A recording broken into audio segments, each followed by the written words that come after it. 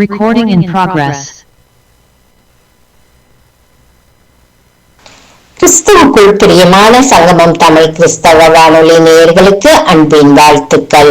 இன்றைய மன்னா, ஒருவனும் உன் கிரீடத்தை எடுத்துக்கொள்ளாதபடிக்கு உனக்குள்ளதை பற்றி கொண்டிரு. வெளிப்படுத்தல் 3:11. பிரியமானவர்களே, கர்த்தருடைய வருகை அதிசீக்கிரமாய் இருக்கிறது. ஒருவனும் உங்கள் கிரீடத்தை எடுத்துக்கொள்ளாதபடி உங்களுக்குள்ளதை பற்றி கொண்டிருங்கள்.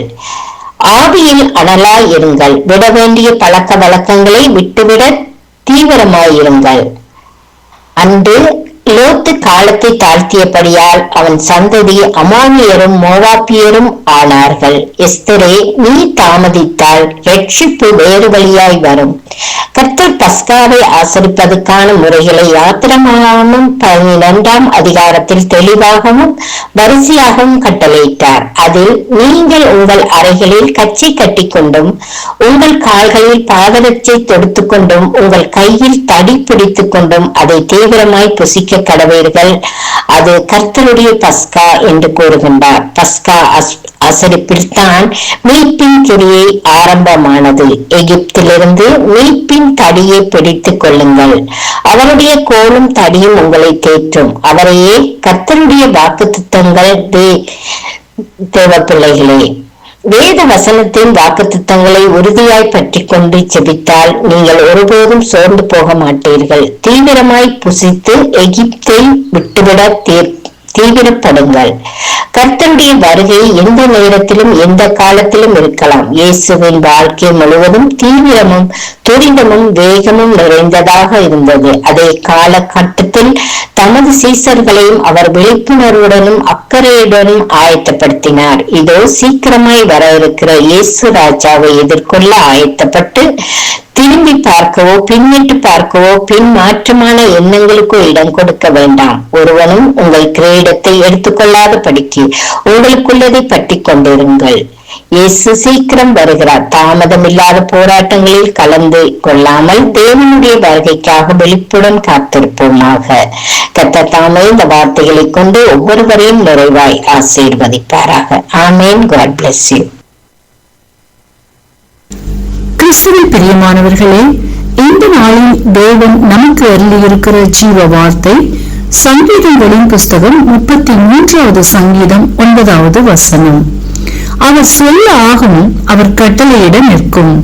எனக்கு அருமையான சகோதர சகோதரிகளே, இன்றைய நாளிலும் கர்த்தர் தம் வார்த்தையினால் உங்களின் நீண்ட நாள் ஜெபங்களுக்கு காத்திருப்புகளுக்கு பதிலை கொடுத்து ஆசீர்வதிக்கின்ற நாளாய் வாக்கு பண்ணி உள்ளார்.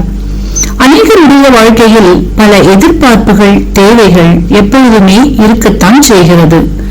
அவைகளை நாம் நினைக்கிறபடி நினைக்கிற நாளில் நேரத்தில் நடக்குமானால் நன்மையாக இருக்குமே என்று எண்ணுவதும் உண்டு. ஆனால் சில நேரங்களில் தாமதங்கள் ஏற்படும் பொழுது தாங்க முடியாத சோர்வுக்குள் தள்ளப்பட்டவர்களாயும் மனமுடைந்தும் போகிறவர்களும் உண்டு. உங்களுக்காய் உங்கள் காரியங்கள் எதுவாக இருந்தாலும் உங்களின் எதிர்பார்ப்புகள் தேவைகள் எல்லாவற்றின் மேலும் கர்த்தர் தம் வார்த்தையை இன்றைக்கு மகா தீவிரமாய் அனுப்புகின்றார். கர்த்தர் சொல்ல ஆகும், அவர் கட்டளையிட நிற்கும். ஆதலால் வார்த்தையை விசுவாசியுங்கள், ஆசீர்வாதங்களை பெற்றுக் கொள்ளுவீர்கள். இன்றைக்கும் நாம் வேதத்திலிருந்து வெறுமையை வெற்றிடங்களை விரக்தியை மாற்றிய கர்த்தரின் வார்த்தையை தியானிப்போம். லூக்காவின் புஸ்தகம் 5வது அதிகாரத்தை நாம் வாசிக்கையில் அங்கே சீமோன் பேதுருவை குறித்து பார்க்கின்றோம். அவர்கள் தங்களின் குல தொழிலாகிய மீன் பிடித்தலின் நிமித்தமாய் பல எதிர்பார்ப்புகளுடன் அடுத்த நாளுக்குரிய தேவைகளை குறித்த திட்டங்களுடன் ஆயத்தமாகி செல்கிறார்கள். ராம் முழுவதும் பிரயாசப்படுகிறார்கள்.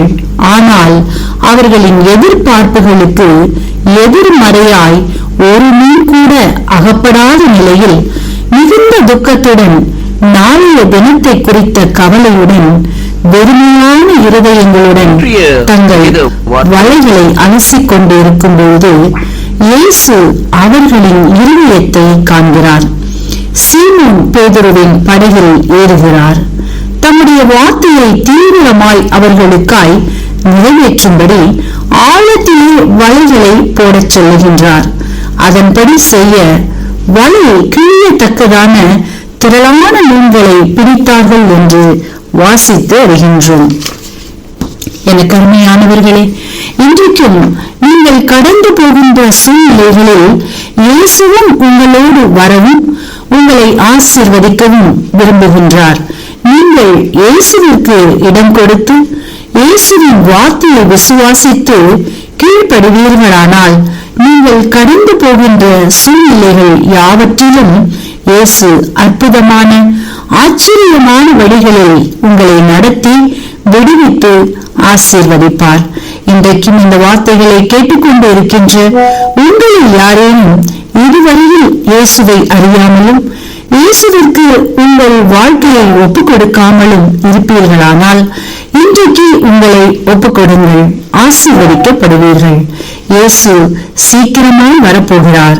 ஆமென்.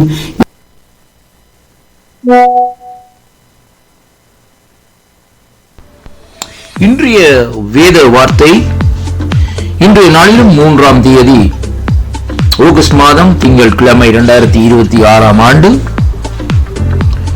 ஆண்டவரும் இரட்சகருமாயிருக்கிற இயேசு கிறிஸ்துவின் இனிய நாமத்தில் இந்த நாட்களிலே இந்த வாக்குத்தத்தங்களை கேட்கிற ஒவ்வொரு உள்ளங்களையும் நான் வாழ்த்துவதில் நான் மிக்க மகிழ்ச்சி அடைகிறேன். கர்த்தருக்கு மகிமை உண்டாவதாக. இந்த நாளிலும் கர்த்தருடைய வார்த்தை இந்த நாட்களில் இப்படியாக வருகிறது.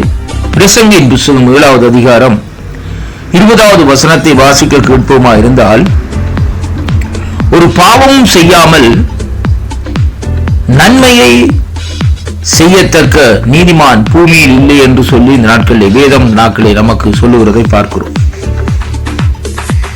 கர்த்தருக்குள் அருமையான அன்பு சகோதர சகோதரிகளே, இந்த வார்த்தையை நாங்கள் சற்று ஆராய்ந்து பார்ப்போமா இருந்தால், கர்த்தருடைய வேதம் சொல்லுகிறது, அங்கே இந்த நாட்களிலே நீதிமானை குறித்து இந்த நாட்களில் இந்த இடத்திலே சுட்டி காட்டுகிறதை பார்க்கிறோம்.